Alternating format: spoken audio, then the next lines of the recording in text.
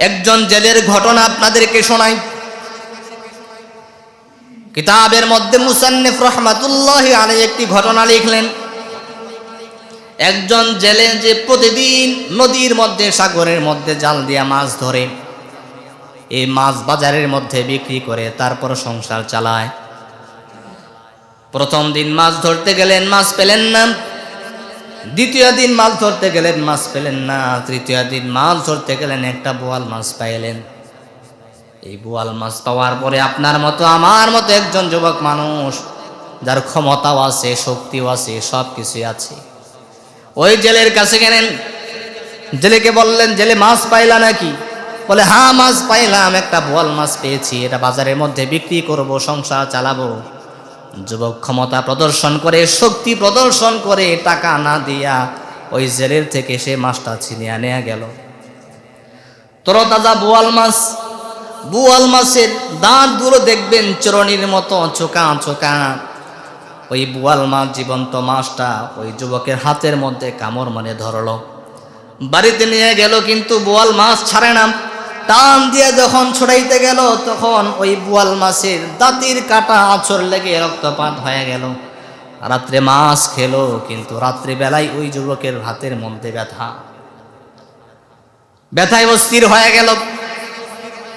প্রাথমিক চিকিৎসা গ্রহণ করলো, স্বাস্থ্য কমপ্লেক্সের মধ্যে গেল, সেখানে কোনো চিকিৎসা পেল না। এবার বড় হসপিটালে গেল, পরীক্ষা নিরীক্ষা করলো, চিকিৎসা করলো। ডাক্তার পরামর্শ দিল, আপনার এই হাতটা কবজি পর্যন্ত কেটে ফেলে দিতে হবে। এবার ডাক্তারের পরামর্শ অনুযায়ী ওই যুবক বলে, যদি হাত পর্যন্ত, কবজি পর্যন্ত কেটে দিলে আমি ব্যথা থেকে বেঁচে যাই এবং হাতে পচন না ধরে, তাহলে হাতটা কেটে ফেলেন। কবজি পর্যন্ত হাত কেটে ফেলা হলো, কিন্তু রাত্রেবেলা ব্যথায় অস্থির। ব্যথার কারণে সে টিকতে পারে না।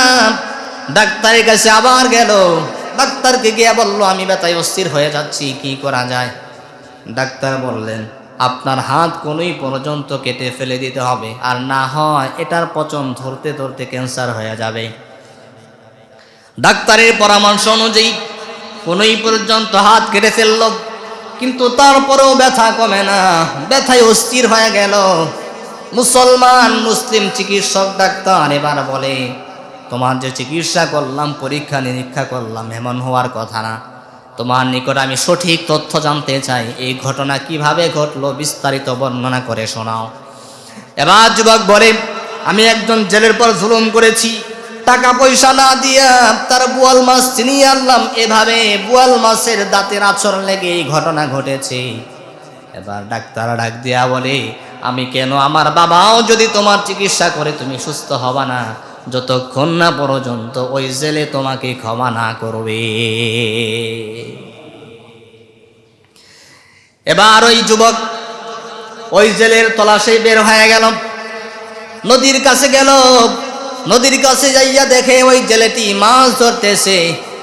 যখন নাকি যুবককে দেখলো, জেলে দৌড়াতে আরম্ভ করলো। তার মনের ভিতরে ভয়, আজকেও বুঝি আমার মাছ চেয়ে ছিনিয়ে নিয়ে যাবে। যুবকও দৌড়ায়, জেলেও দৌড়ায়, যুবকও দৌড়ায়, জেলেও দৌড়ায়। এক পর্যায়ে যুবকটি জেলের সামনে গিয়ে বলতেছে, তোমার মাছ ছিনিয়ে নেব না, তুমি দাঁড়াও, তোমার নিকট আমি একটা তথ্য জানতে চাই। এবার যুবক ডাক দেয়া বলে, ওই দিন যে আমি তোমার হাত থেকে মাছটি ছিনিয়ে নিলাম, তুমি ওই নদীর পাশে দাঁড়ায়া তুমি আল্লাহর কাছে আমার ব্যাপারে কোনো বদদুয়া করলা নাকি? জেলে ডাক দেয়া বলে, না, আমি কোনো ধরনের বদদুয়া করি নাই। আমি প্রথম দিন মাছ ধরতে আসলাম, মাছ পেলাম না। দ্বিতীয় দিন মাছ ধরতে আসলাম, মাছ পেলাম না। তৃতীয় দিন একটি মাছ পেয়েছিলাম। আমার ভিতরে তামান্না ছিল, আকাঙ্ক্ষা ছিল, এই মাছ বিক্রি করে আমার ঘরে দুটি ছোট ছোট বাচ্চা আছে, তাদের জন্য খাবার নিয়ে যাব। আমার ঘরে খাবার নাই, রান্না করবার মতো কোনো আসবাবপত্র নাই। আমি যখন তৃতীয় দিন, যেদিন আপনি মাছ ছিনিয়ে নিলেন, বাড়িতে গেলাম, আমার ছেলেগুলো যখন আমাকে দৌড়ায়া ধরলো, খাবার তালাশ করলো, আমি যখন খাবার দিতে পারলাম না, রাত্রিবেলা ক্ষুধার কারণে আমার সন্তানেরা যখন ছটফট করতে লাগলো, সন্তানের কষ্ট দেখে আমি বরদাস্ত করতে পারলাম না। আমি আমার উঠানে দাঁড়ায়া দুহাত আল্লাহর কাছে উত্তোলন করে বলেছি, আল্লাহ, যে আমার সন্তানের মুখ থেকে খাবার ছিনিয়ে নিয়েছে, আপনি তার ব্যাপারে উত্তম ফয়সালাকারী হয়ে যান। এই কথাটাই শুধু আল্লাহর কাছে বলেছিলাম। এবার যুবক পায়ে পড়ে গিয়া বলে, তোমার ওই বদদুয়া সঙ্গে সঙ্গে আমার আল্লাহ কবুল করে নিয়েছে। এবার পর্দাটা উঠায়া, চাদরটা উঠায়া তার হাতটা দেখাইতে লাগলো, দেখো তুমি বদদুয়া করেছো আর আমার সাথে এই ঘটনা ঘটেছে, আমার হাতে পছন্দ ধরেছে আর এটার ব্যথায় আমি অস্থির হয়ে গেছি, আমাকে ক্ষমা করে দাও। জুলুম যেটা আল্লাহ ক্ষমা করে না।